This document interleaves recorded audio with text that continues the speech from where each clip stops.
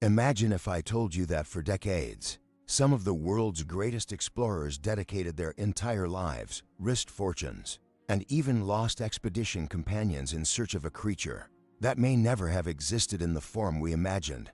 And now, through modern science, we've finally uncovered not only what really happened, but a story even more fascinating than any legend could tell. Welcome to the true story behind the worldwide obsession with the Himalayan Yeti.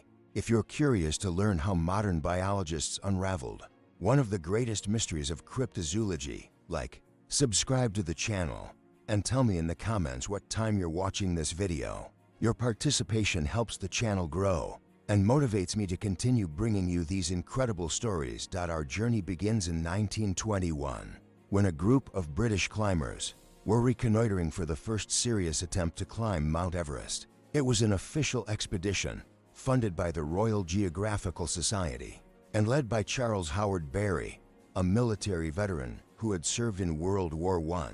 The team was establishing base camps when something extraordinary happened.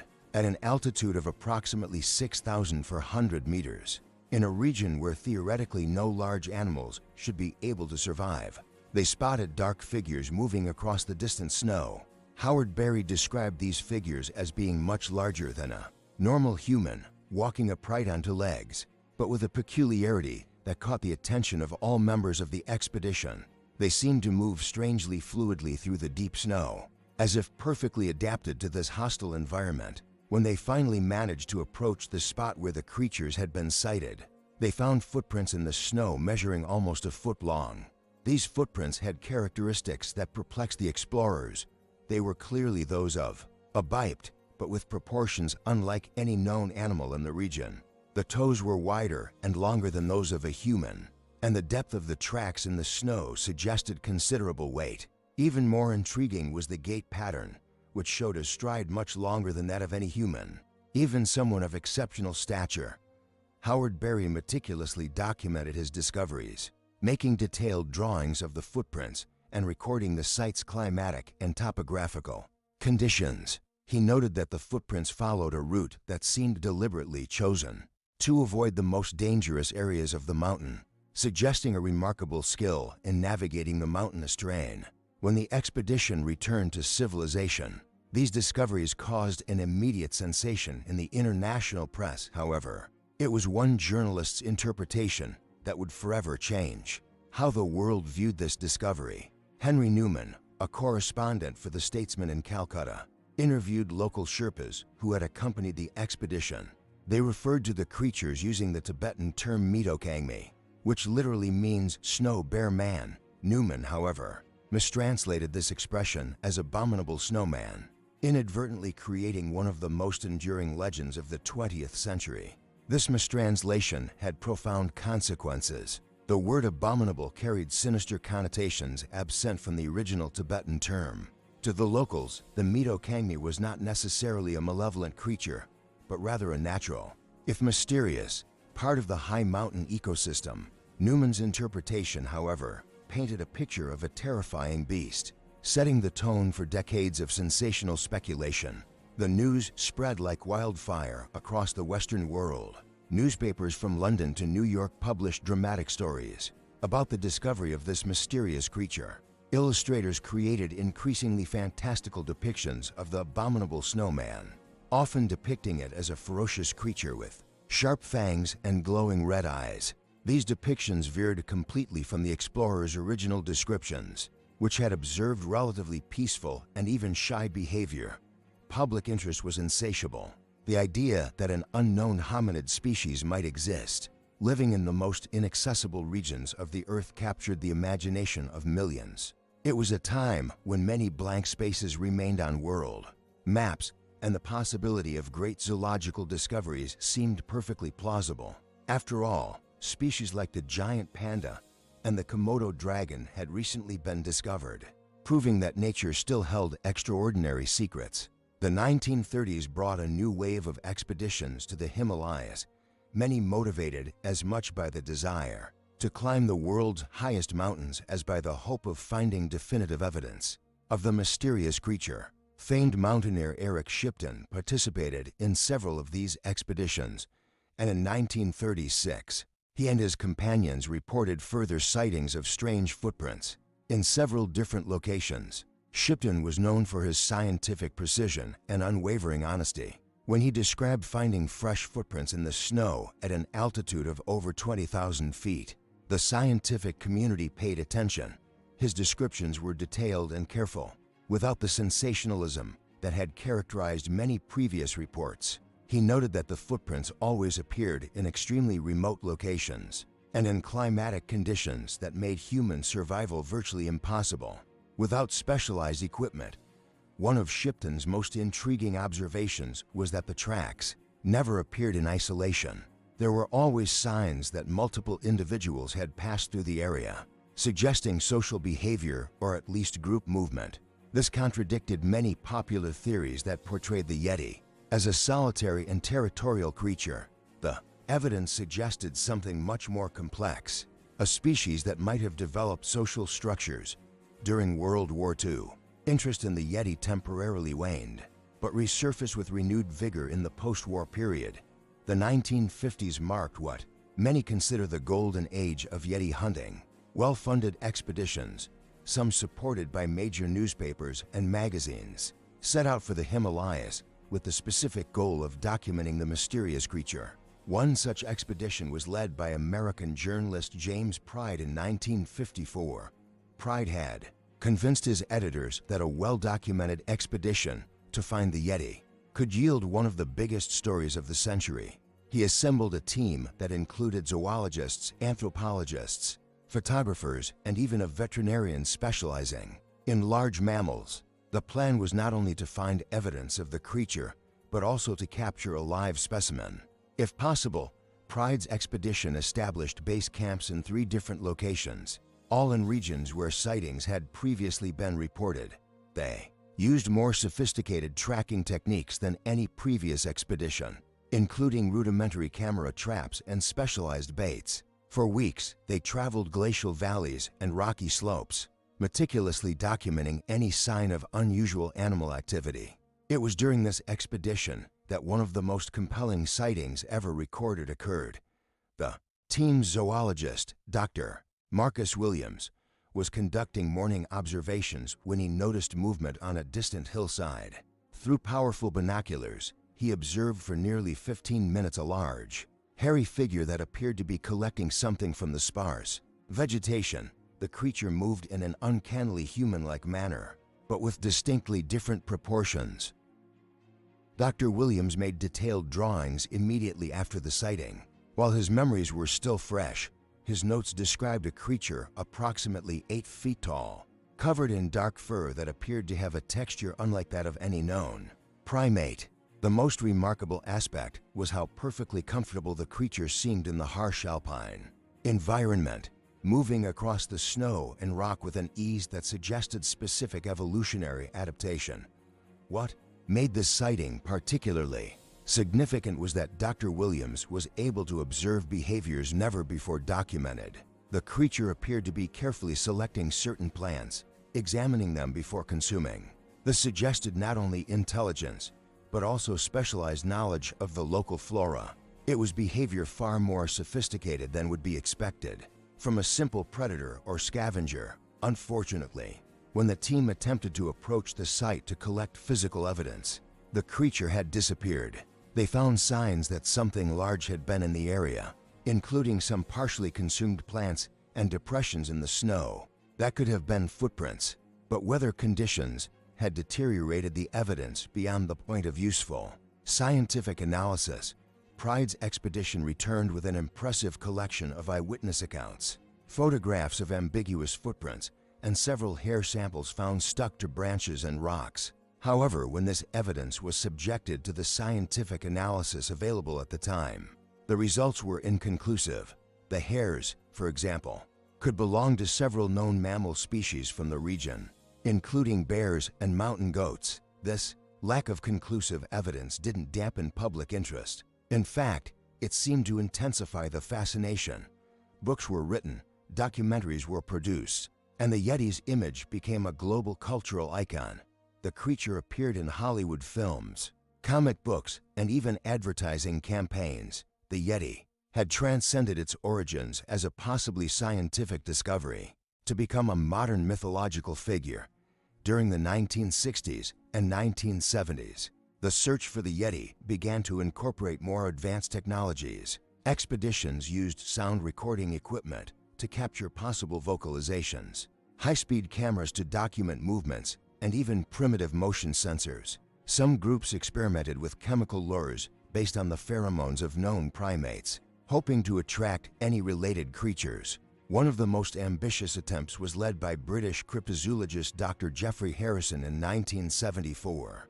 Harrison had spent years studying reported sightings and identified geographic and temporal patterns that suggested regular migration routes. His theory was that the Yeti was not a high mountain resident, but rather a creature that migrated seasonally between different altitudes, following available food sources. Based on this theory, Harrison established a series of observation stations along what he believed to be a major migration route. Each station was equipped with automatic cameras, sound recorders, and motion sensors. The operation ran continuously for 8 months, capturing thousands of hours of environmental data. The results were both encouraging and disappointing. The stations recorded several anomalous activities. Movements were detected at times and places where no known animals should be present.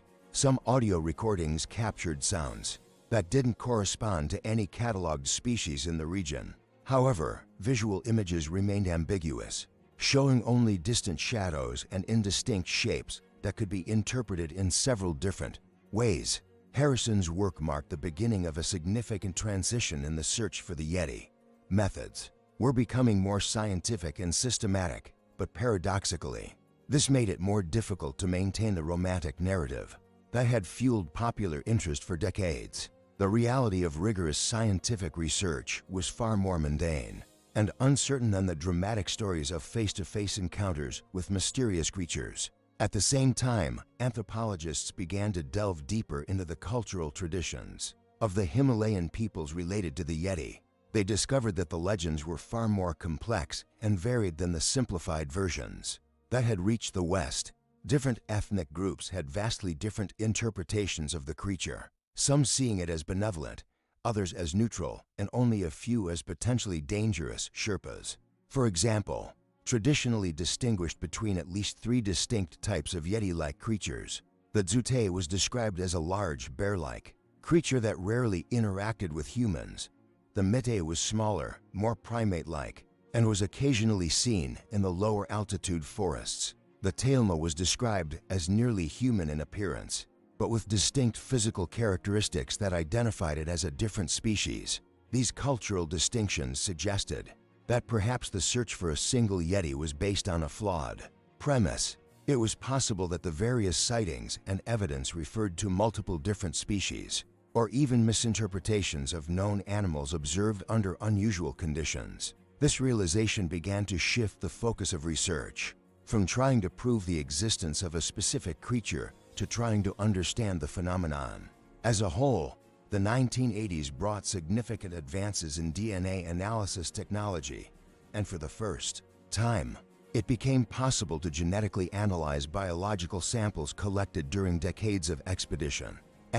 Laboratories around the world began re-examining hair, skin samples, and other materials that had been preserved by previous researchers. The results were revealing in unexpected ways. The vast majority of the samples analyzed turned out to belong to known species. Hairs attributed to the Yeti were often from Asiatic black bears, Himalayan blue goats, or even domestic yaks. However, some samples yielded more intriguing results. Some materials contained DNA that didn't exactly match any cataloged species, but were similar enough to known species to represent something completely new. These ambiguous results led to a new line of scientific thinking.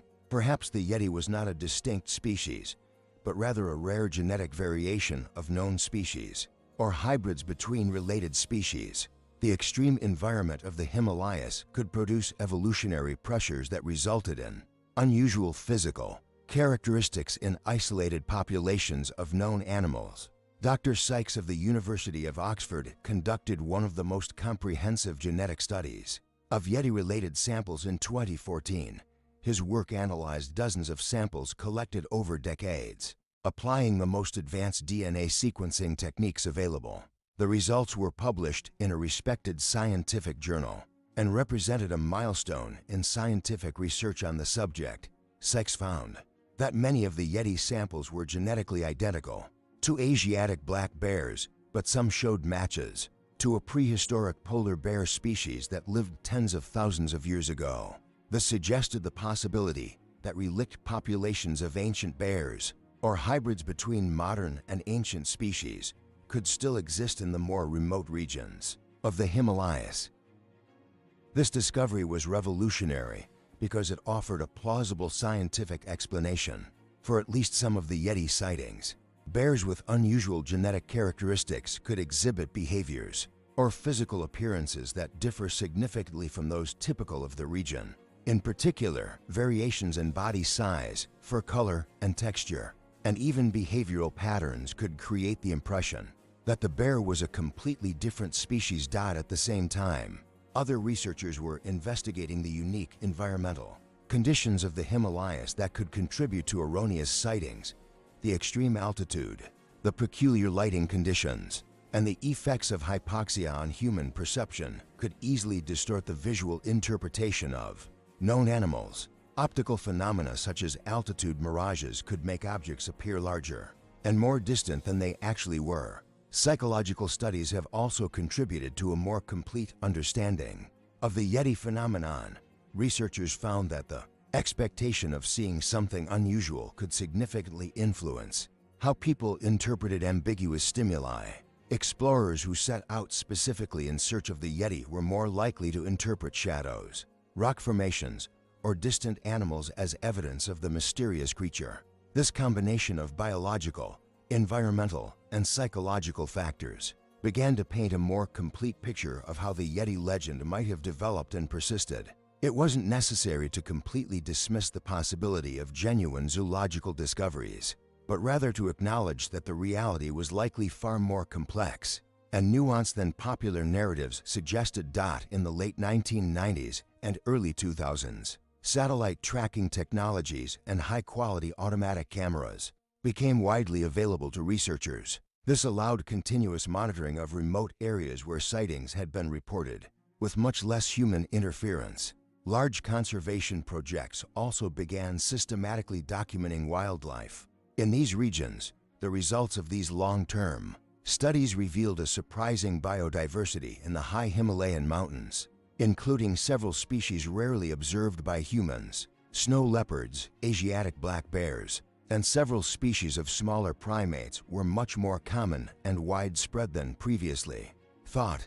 Their behaviors and movement patterns could easily explain many of the sightings attributed to the Yeti. Most importantly, these studies found no evidence of any unknown great ape species. Automated cameras captured tens of thousands of wildlife images, but none showed anything that matched traditional descriptions of the Yeti.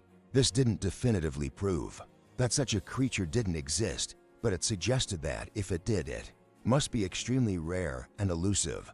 The scientific community gradually reached a consensus that, although the Yeti as traditionally imagined probably did not exist, the phenomenon had led to valuable discoveries about high mountain ecology, the behavior of known species in extreme environments, and the psychological processes involved in interpreting ambiguous experiences. The search for the Yeti had become a tool for better understanding the natural world.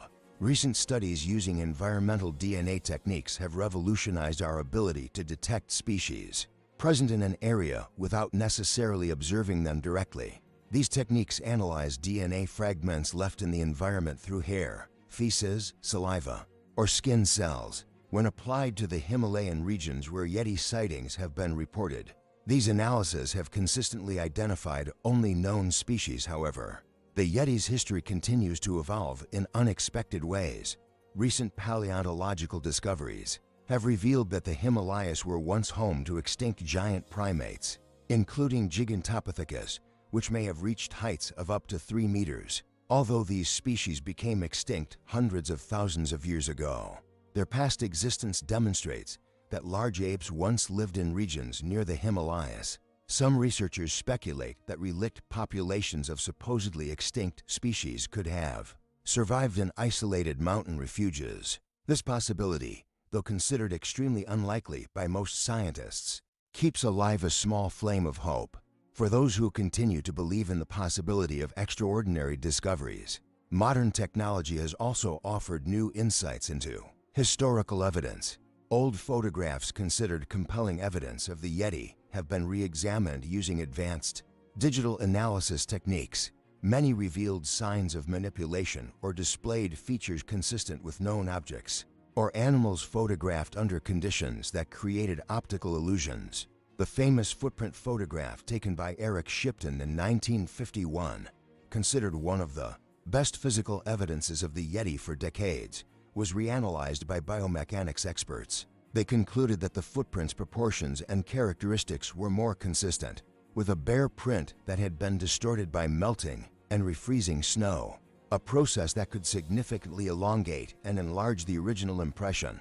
This reinterpretation of historical evidence did not diminish the historical and cultural value of the Yeti search. On the contrary, it highlighted how rigorous scientific investigation can reveal more interesting and complex truths than simple explanations. The Yeti story has become a fascinating case study in how cultural myths, psychological expectations, and natural phenomena can combine to create lasting narratives. The indigenous peoples of the Himalayas continue to maintain their cultural traditions related to the Yeti, but many now incorporate modern scientific discoveries into their understanding. For them, the question has never been so much about the literal existence of a specific creature, but about the broader relationship between humans and the natural environment of the mountains. The Yeti represents the mystery and power of the wild, regardless of its physical existence. Modern Himalayan expeditions now focus more on conservation and ecological research than on the search for mysterious creatures. However, public fascination with the Yeti continues to attract funding and attention for research in these remote regions. In a sense, the Yeti has become an unwitting ambassador for Himalayan mountain conservation, generating interest and resources to protect these unique ecosystems. The scientific legacy of the search for the Yeti is surprisingly rich. Expeditions, motivated by the mysterious creature, contributed significantly to our understanding of high mountain biogeography, the effects of altitude on human physiology, and the evolutionary adaptations required to survive in extreme environments. Techniques developed to track the Yeti were later applied to conservation studies of truly endangered species today. When we look back on the history of the search for the Yeti, we see a narrative that perfectly illustrates how science progresses. It began with genuine observations that challenged existing knowledge, went through decades of systematic investigation, and eventually reached conclusions based on rigorous evidence. The fact that these conclusions did not confirm the existence of the creature originally sought does not make the journey any less valuable. The true story behind the search for the Yeti reveals something deeper about human nature and our relationship with the unknown. Our tendency to seek mysteries and wonders in the natural world leads us to make real discoveries, even when those discoveries differ from our original expectations. The Yeti may not exist in the form traditionally imagined, but the search for him has taught us a lot about rare bears, mountain ecosystems, the psychology of perception, and the importance of the scientific method. The Himalayan mountains still hold many secrets. New species continue to be discovered regularly, from small insects to medium-sized mammals. The region remains one of the planet's most important biological frontiers, with vast areas still unexplored by modern science. While we may have solved the mystery of the traditional Yeti, there are certainly other extraordinary discoveries awaiting future researchers. The Yeti story also reminds us of the importance of maintaining an open mind while applying healthy scientific skepticism. The absence of evidence for a specific explanation doesn't mean we should stop exploring or questioning. On the contrary, we should continue investigating anomalies and mysteries with scientific rigor, knowing that even when our original hypotheses are refuted, the process of investigation almost always leads to valuable discoveries. So, what's the real story behind the hunt for the Himalayan Yeti? It's a story about the human thirst for discovery, about how cultural traditions transform when they encounter Western scientific curiosity, and about how rigorous investigation can reveal truths more fascinating than any myth. It's the story of how a mistranslation of a Tibetan term led to decades of exploration that, while failing to find the sought-after creature, vastly expanded our knowledge of one of Earth's most extraordinary environments. That it's also a reminder that science doesn't exist to destroy the world's sense of wonder, but to reveal it in ever more surprising ways. The Himalayan mountains don't need the Yeti to be majestic and mysterious.